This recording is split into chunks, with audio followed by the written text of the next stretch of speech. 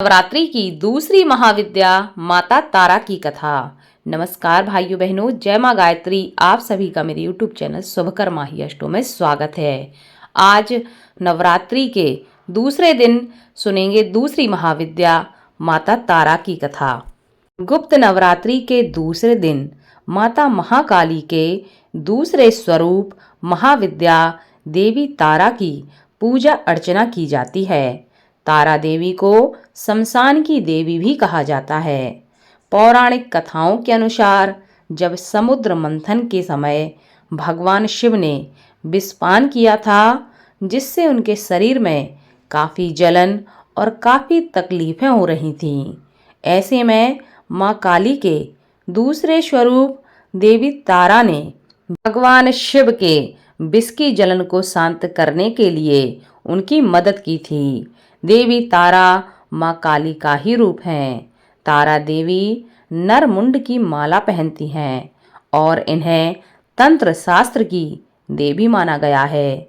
इनकी पूजा से सारे कष्ट मिट जाते हैं। तारा देवी के भी 3 रूप हैं, उग्र तारा, एक जटा और नील सरस्व। देवी तारा के यह अलग अलग रूप शास्त्रों में बताए गए हैं। पौराणिक मान्यताओं के अनुसार देवी तारा की उत्पत्ति मेरु पर्वत के पश्चिम भाग में चोलना नदी के तट पर हुई। हैग्रीव नाम के एक दैत्य के वध हेतु महाकाली ने ही नील वर्ण धारण किया था, क्योंकि उस दैत्य के वध के लिए माता का जन्म अनिवार्य था। सर्वप्रथम स्वर्गलोक के रत्नद्वीप में वैदिक कल्पोक्त तथ्यों तथा वाक्यों को देवी काली के मुख से सुनकर शिवजी अपनी पत्नी पर बहुत प्रसन्न हुए।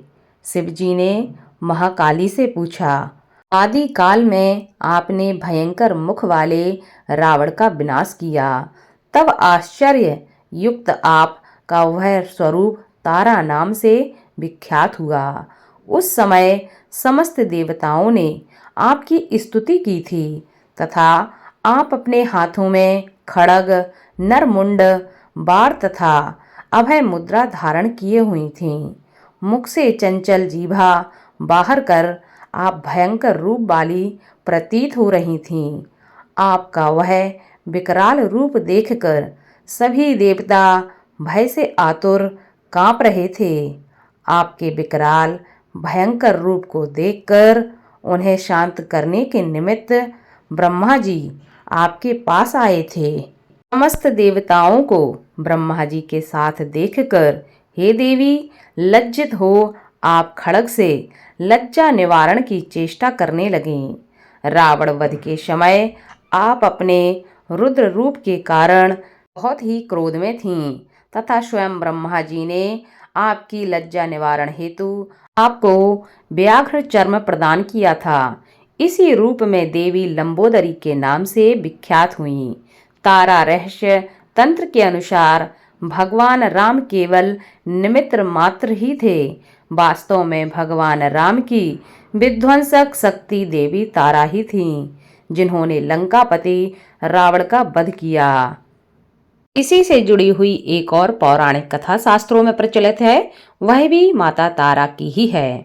भगवान शिव व उनकी प्रथम पत्नी माता सती से जुड़ी हुई यह कथा है। हालांकि उनकी दूसरी पत्नी माता पार्वती ही माँ सती का ही पूर्व जन्म माना जाता है।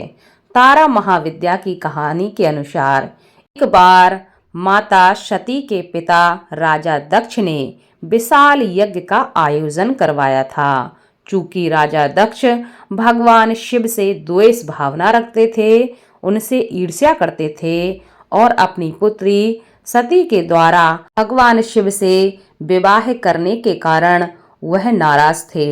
इसलिए उन्होंने उन दोनों को इस यज्ञ में आमंत्रित नहीं किया था। भगवान शिव इस बारे में भलीभूत जानते थे, लेकिन माता सती इस बात से अनभिज्ञ थीं।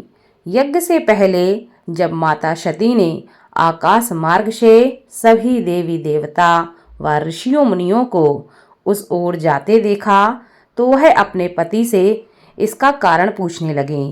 भगवान शिव ने कहा कि तुम्हारे पिता ने बड़ा यज्ञ का आयोजन किया है और उसमें हम लोगों को निमंत्रण नहीं दिया है, इसलिए हम लोगों को वहां नहीं जाना चाहिए।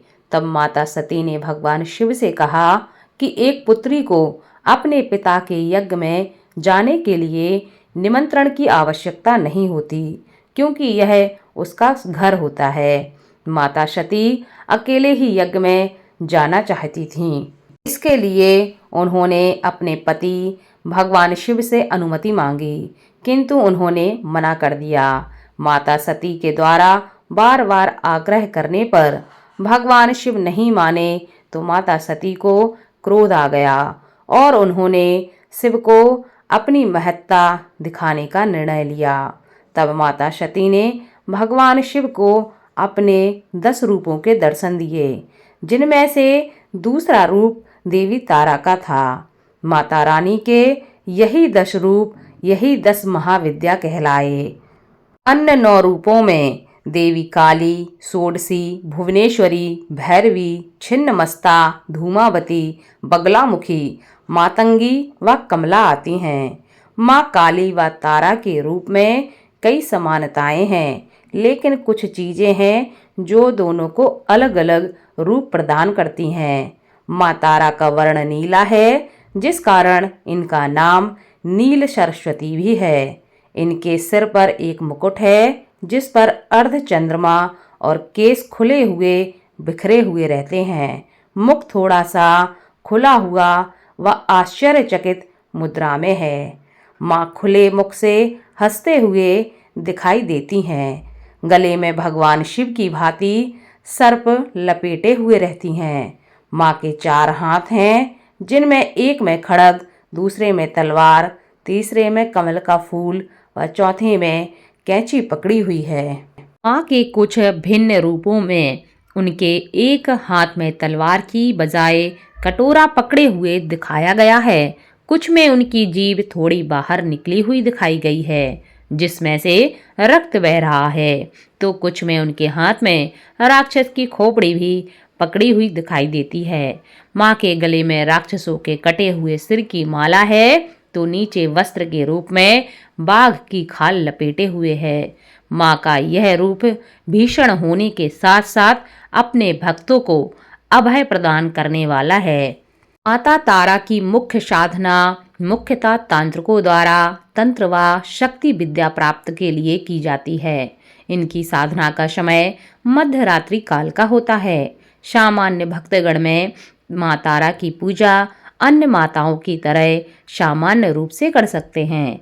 इसके लिए माँ के किसी भी रूप को सामने रखकर बस मन में तारा देवी के रूप का ध्यान करके माँ तारा के मूल मंत्र का जप करना चाहिए। ऐसा करने से देवी तारा अपने भक्तों से प्रसन्न होती हैं और उन्हें आशीर्वाद प्रदान करती हैं।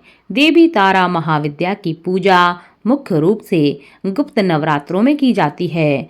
गुप्त नवरात्रों में माता रानी की 10 महाविद्याओं की पूजा की जाती है, जिसमें से दूसरे दिन महाविद्या तारा का पूजन करने का विधान शास्त्रों में बताया गया है।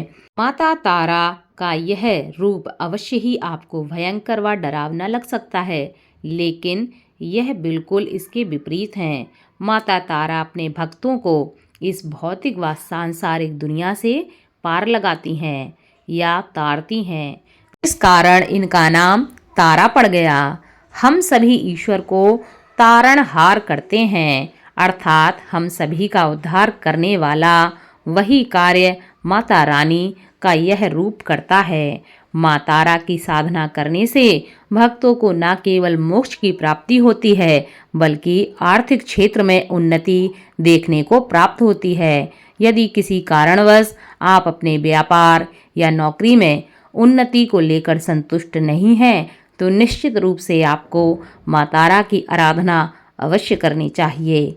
इससे आर्थिक दृष्टि से प्रगति देखने को मिलती है। नवरात्रि में पूजा पाठ व्यक्ति को रात के समय ही करना चाहिए, क्योंकि रात के समय पूजा पाठ करना ज़्यादा लाभप्रद होता है, क्योंकि इनका नाम ही है नवरात्रि, यानी कि 9 रातें। दिन के समय में आप अपनी इच्छा अनुसार करें, लेकिन रात्रि में समय निकालकर आप पूजन करें, मंत्र जप करें तो ज़्यादा लाभ प्राप्त होगा। बोलो माता तारा की जय।